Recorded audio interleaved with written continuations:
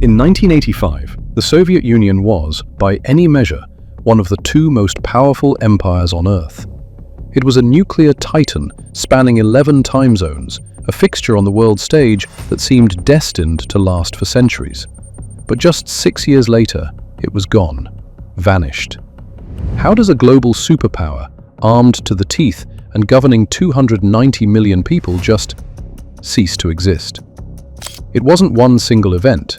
It was a chain reaction, a cascade of failures sparked by 5 fatal mistakes. This is the story of how a seemingly invincible empire was brought to its knees. To understand the collapse, you have to look at the years leading up to it. The long rule of Leonid Brezhnev from the mid-60s to the early 80s is now famously known as the era of stagnation. On the surface, the USSR projected immense strength, endless military parades in Red Square, and a nuclear arsenal to rival the United States. But beneath this rigid, controlled facade, the foundations were rotting.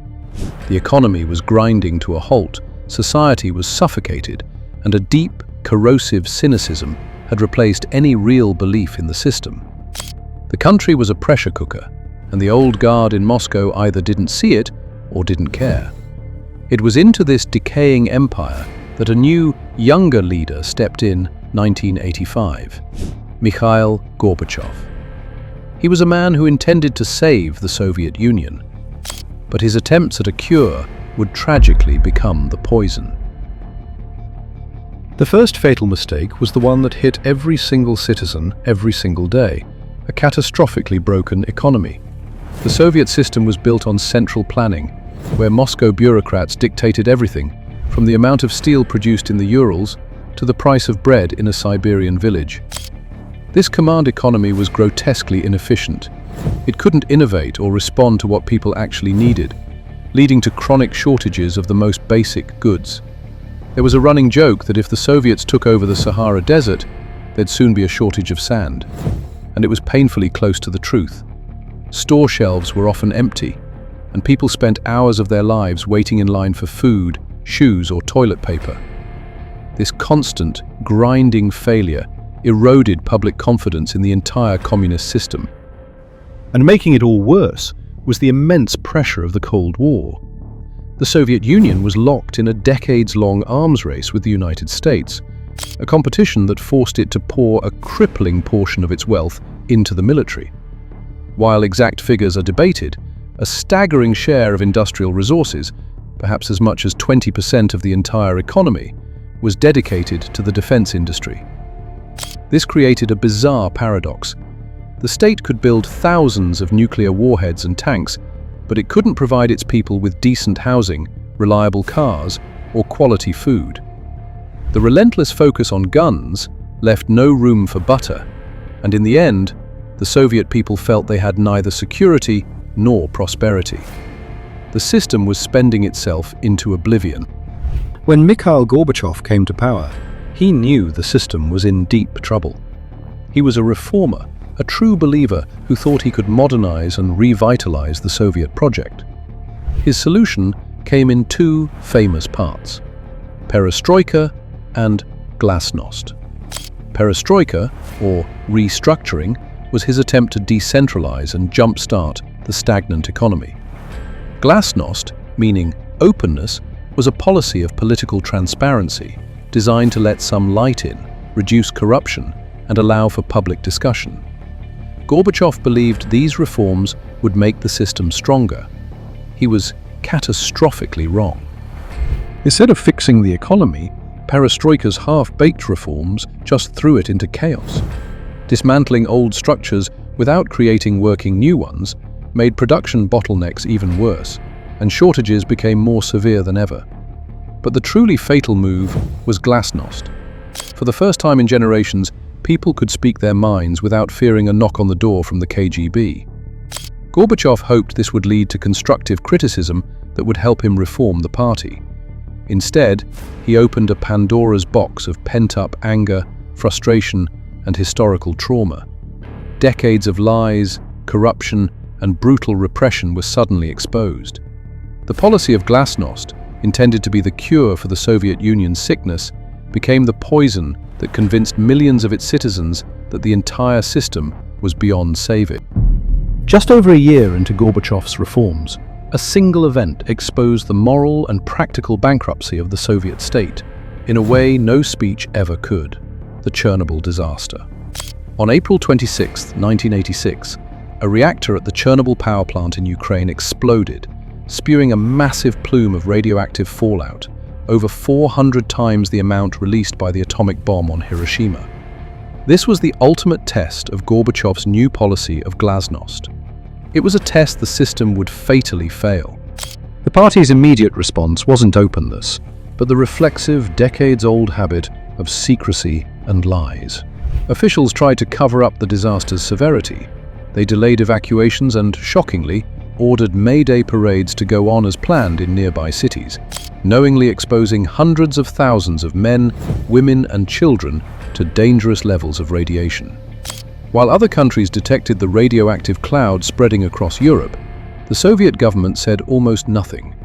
For 18 agonizing days, Gorbachev himself, who was not immediately informed of the true scale of the catastrophe, remained publicly silent.